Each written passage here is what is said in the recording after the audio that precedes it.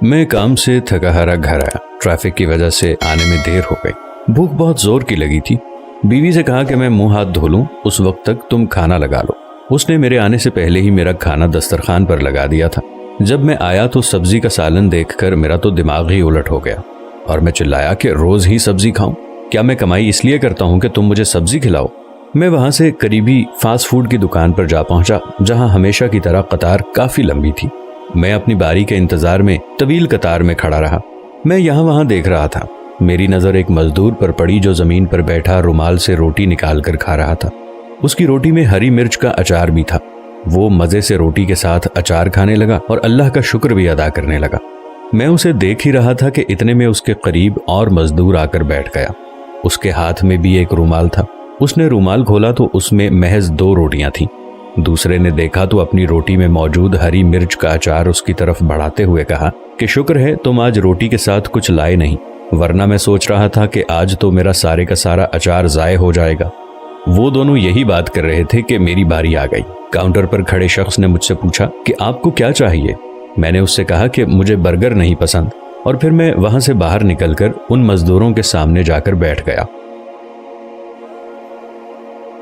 मुझे देखकर उन मजदूरों में से एक बोला कि भाई साहब, बस जरा छांव में खाना खाने बैठने आए थे, अभी बस ये खत्म करके चले जाते हैं, बस हमें 2 मिनट दीजिए।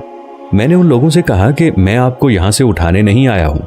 फिर थोड़ी देर खामोशी रहने के बाद मैंने उनसे कहा कि क्या मैं आप लोगों के खाने से एक निवाला खा सकता हूँ?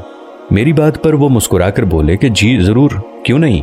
उन्होंने एक रोटी और उसमें मौजूद अचार मेरे सामने रखा और अपनी पानी की बोतल भी मुझे पेश कर दी।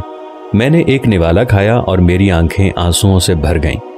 कोई मुझसे पूछता कि जायका कैसा था तो मैं बताता कि इससे बेहतरीन जायकेदार खाना मैंने अपनी पूरी जिंदगी में नहीं खाया था। मैंने उनसे कहा कि ये खाना इतना जायकेदार कैसे है? वो बोले कि हमारी कोशिश होती है कि हम थोड़ा सा कमाएं मगर हलाल का कमाएं, इसीलिए ये खाना इतना जायकेदार है, क्योंकि ये हलाल की कमाई से लिया हुआ है। ये सुनकर उस आदमी ने इरादा कर लिया कि आज के बाद से वो जो भी काम करेगा हलाल ही कमाएगा। इसके बाद से उसने हलाल कमाने की कोशिश की और फिर कभी उसे बर्गर खाने की ख्वाहिश नहीं हुई। दोस्तों, हम में से बाज लोग ऐसे हैं जो हलाल और हराम की तमीज किए बिना बस धड़ाधड़ नोट कमाने में लगे हुए हैं। इस तरह वो ढेरों दौलत जमा करते हैं। जब वो इस दुनिया से चले जाते हैं तो उनके पीछे कमाया हुआ वो माल उनके रिश्तेदार खा जाते हैं। एक तो कमाई भी नसीब नहीं होती और फिर इस हराम की कमाई का भी हिसाब देना पड़ेगा। इसीलिए कोशिश करें कि थोड़ा कमाएं मगर हलाल कमाएं और बच्चों को भी हलाल खिलाएं। अल्लाह पाक हमें सीधे रास्ते पर चलने की तौफीक अता फरमाए। आमीन सुम्मा आमीन या रब्बल आलमीन। दोस्तों, उम्मीद करते हैं कि हमारी आज की वीडियो आपको जरूर पसंद आई होगी।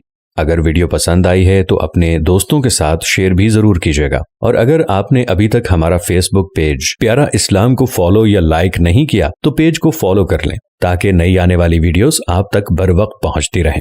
जज़ाकल्लाह।